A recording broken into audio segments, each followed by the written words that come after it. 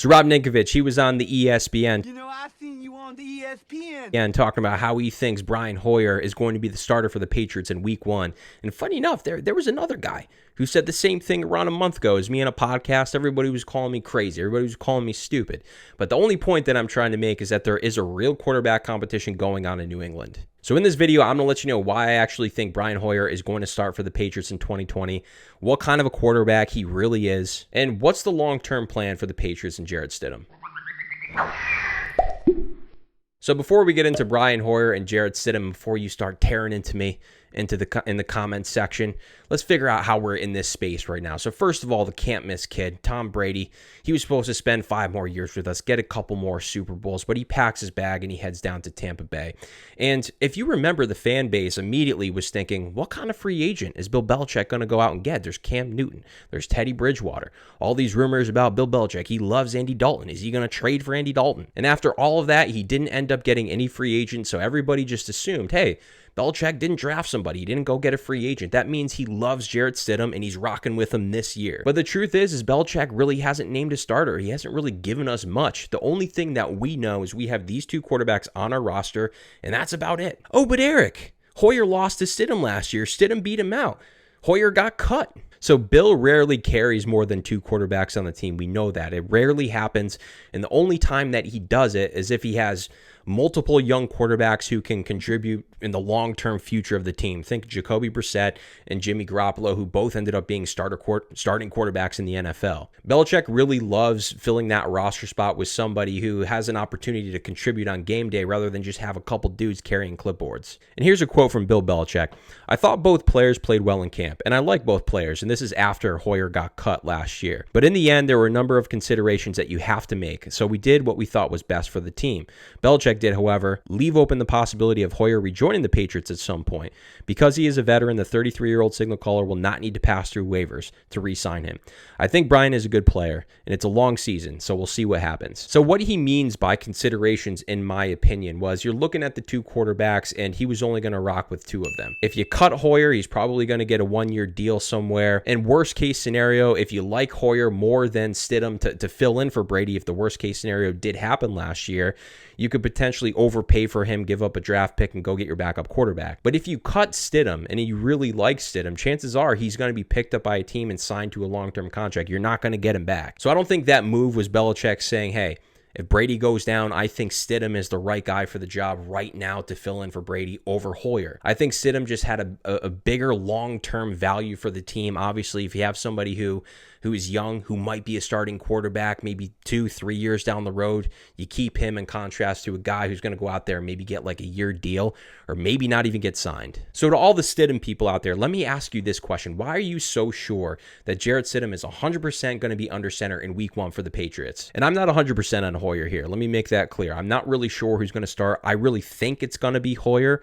but there's a lot of people that are positive it's going to be Jarrett. So what do we know about Stidham? You have a couple preseason games under his belt, and he played solid. I'm not going to take that away from him, but if you watch the tape, they were pretty wide open throws. There wasn't really much to go off of that tells you, yeah, this is going to be the guy. This is a guy who can handle a ton of pressure. He's going to be able to handle this tough schedule, and he's not going to make mistakes. And one knock about Jarrett Stidham in college was he didn't make very good decisions when he was under pressure. His numbers when he was facing a blitz or under pressure are not very good. Here's a quote from Josh McDaniels. Jarrett is a good kid. He loves football. He's a hard worker. He makes mistakes every day, like they all do as rookies, and he gets better.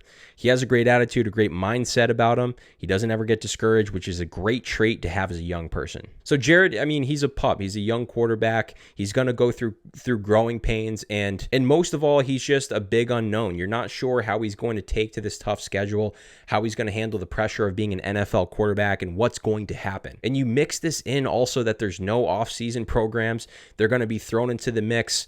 Who knows when? When is everything going to get started? Is there going to be training camp? Is there going to be the mini camps? We don't know yet. And now let's think about what we know about the Patriots and the mindset of Bill Belichick going into this year. We know that this team wants to compete. I know they were 12-4 last year with an easy schedule. You also had Tom Brady. You're now facing a ridiculous schedule, one of the top 3 toughest schedules in the league. But this team is not going to mail it in. Everybody's saying, hey, Eric, let's just mail it in. Let's tank for Trevor. And here's my answer. You don't need to be a 1 or 2 seed every year. I think Patriots Patriot fans are just so spoiled. They think, hey, if you're not going to go 14-2, what's the point?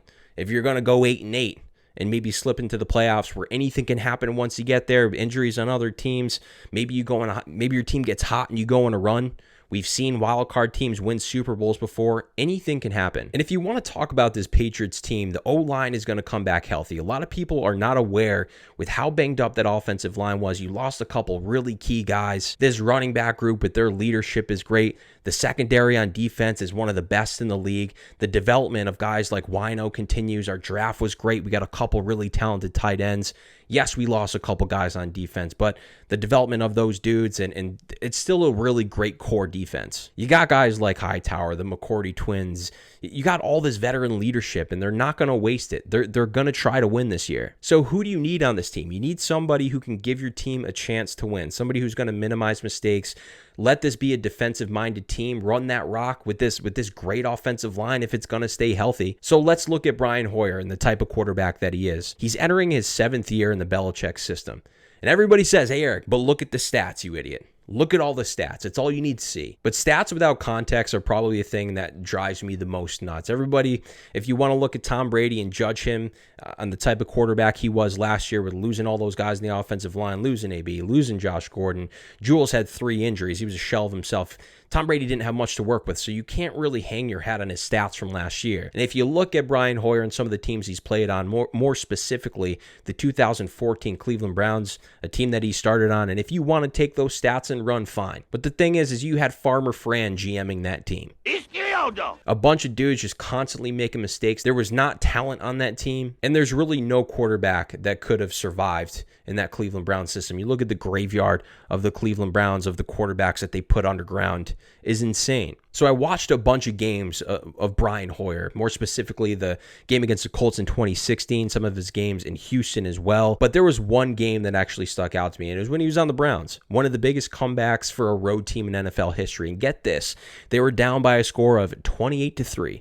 That's right, 28-3. You got Brian Hoyer under center. And if you watch this game, his play was just really impressive. He was facing so much pressure in this game. He was throwing a ton of tight window throws, making very smart checkdowns. He was minimizing mistakes. And certain things the announcers were saying were really complimentary about Brian Hoyer.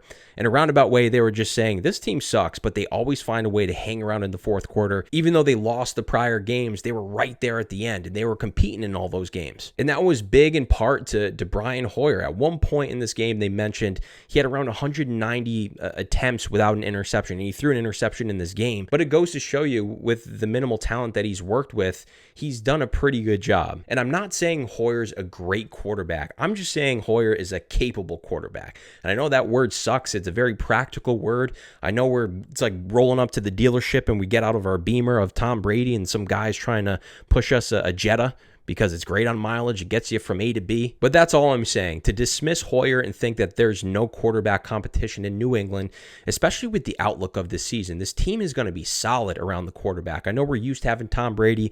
We had to lean on him quite a bit, even last year, to win us games. But you need a quarterback this year if you're going to decide to compete, who's not going to make mistakes. And if the wheels fall off and all of a sudden they're 1-8, that's the time to go with Jarrett Stidham, where the mistakes are not going to matter. We'll go through those growing pains once the season's mailed in. If you like this video, be sure to like and subscribe, and let me know in the comment section below, who do you think is going to be the week 1 quarterback and why?